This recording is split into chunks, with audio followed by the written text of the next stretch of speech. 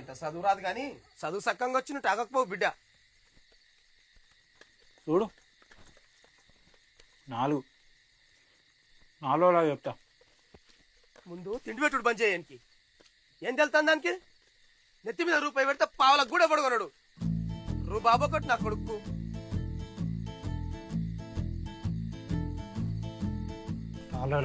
చెప్తా గయన్నికి ఇప్పుడు ఎందుకురా?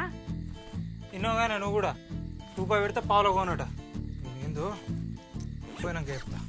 మా అయ్యా కదా, నా మాట ఎందుకు వస్తున్నావు కానీ పొంత తీరాలి ఎడిగిపోతాడు. ముడ్డిగా తేడా వస్తాడు. నువ్వు ఆగు.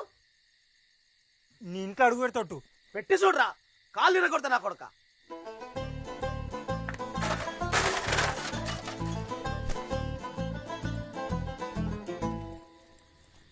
అందుకే ఈడ వండుకోరా అని చెప్పిన.